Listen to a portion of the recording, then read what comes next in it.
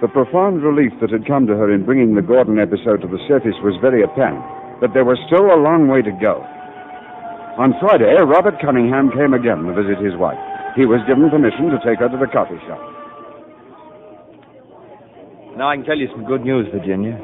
I'm pretty sure you'll be going with me to my mother's soon. Your mother? Yes, to a farm, you remember, in Illinois. Oh, yes, of course.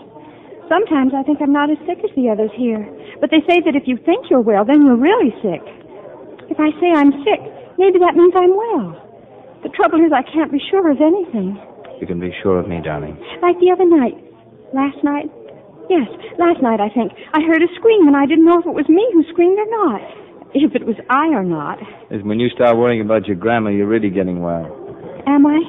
For a while, they thought Don Jackson was going to get well. I knew him in Evanston. He was in law school, and he lost his mind, and they took him away. At first, they thought he'd get over it, but he never did.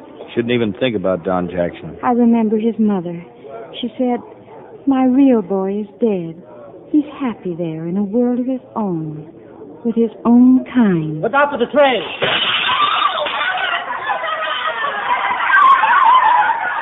My own kind.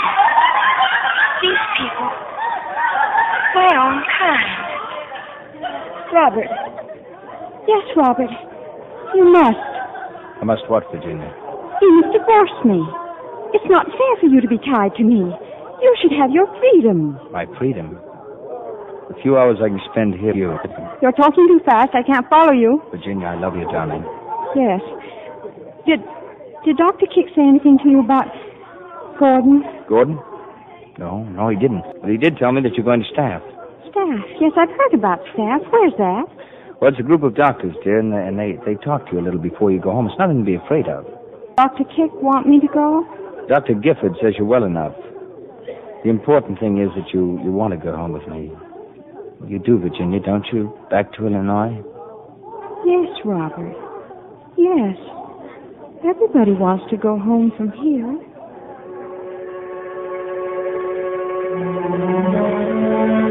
What Robert had told her was all too true. She was in no condition to leave the hospital, but here was a chance to get her out of the state, to make room for someone else. My protests were all overruled. Among the patients at the next staff meeting was Virginia Cunningham. Now, don't be frightened, Mrs. Cunningham. These doctors here only want to find out if you're well enough to leave. Do you think I'm well enough, Dr. Kick? Why do you want to get rid of me? We're not trying to get rid of you. Well, you won't catch me saying I'm not sick. I know what that means. If you don't mind, Dr. Kick, Dr. Curtis will examine the patient. Tell me, Virginia, where were you living when you became ill? New York. Where in New York? New York City. But where in New York City? Manhattan. Yes? Yes? I mean, go on.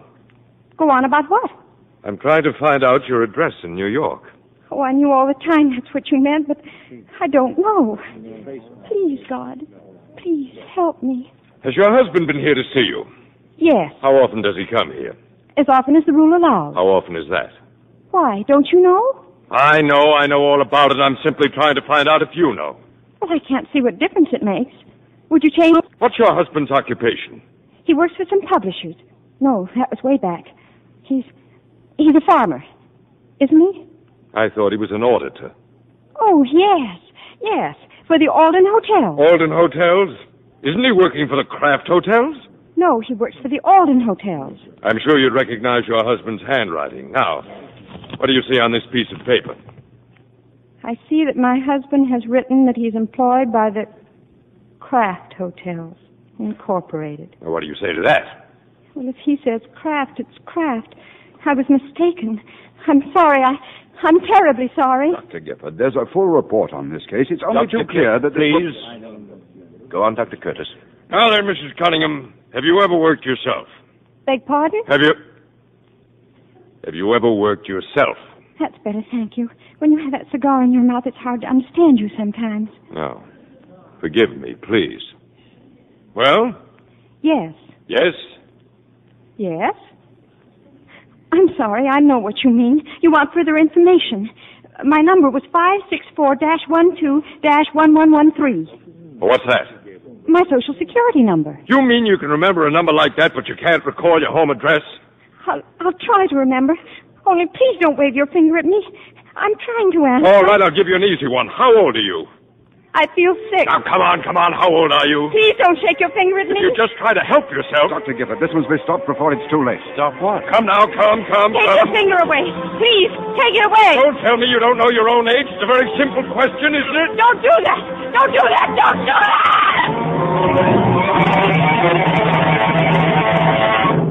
A moment later, we were taking Virginia Cunningham out of the staff room, fighting, screaming, terrified. I know your kind, Dr. Kick. Your voice is sweet, but it drips with poison and lies. And My judgment was confirmed, but at far too great a price.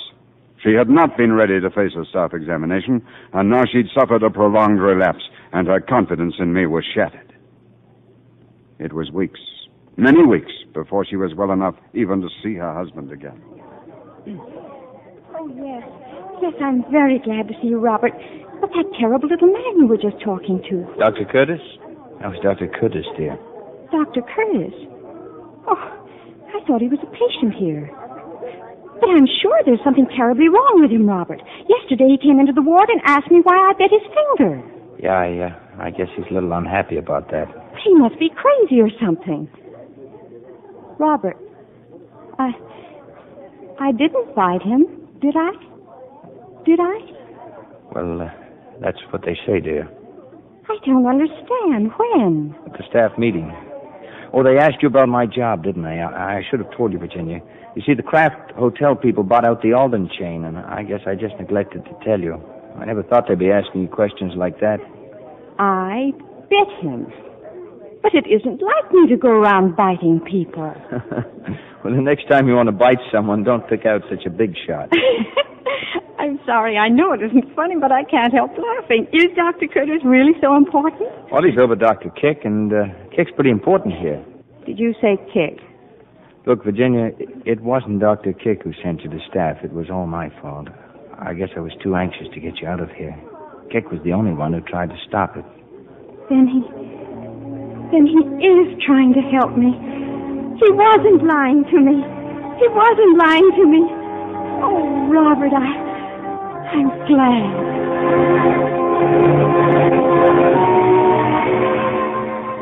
And so I had her trust again. 6 weeks later, in Ward 1. The next move would be out of the hospital and home. Miss Davis will be here in a minute, Mrs. Cunningham. Now, just remember, she's in charge of Ward 1. Do everything Miss Davis says. Get it? Miss Davis. Yes, I think I've heard of Miss Davis. But maybe I just imagine it. You see, my worst trouble is that I keep forgetting things. Miss Cunningham? Oh, yes, Miss Davis. Down, Mrs. Cunningham. Yes, Miss Davis. Only not on the floor. In 1, we do not sit on the floor. I was afraid I'd mess up the bed. You'll find the rules here are different from other wards. Patients here take care of their own rooms and make their own beds. Oh, I could never make a bed look as nice as this one. You'll learn. This ward is quite pleasant, Mrs. Cunningham, for those who are willing to cooperate. I think I remember you now. Yes. The table, the electricity. Shock treatment? What about it? You were always there, and you... I'm sure these days you're cooperating much better, Mrs. Cunningham. Now go in the day room. Yes, Miss Davis. Yes, I'll go.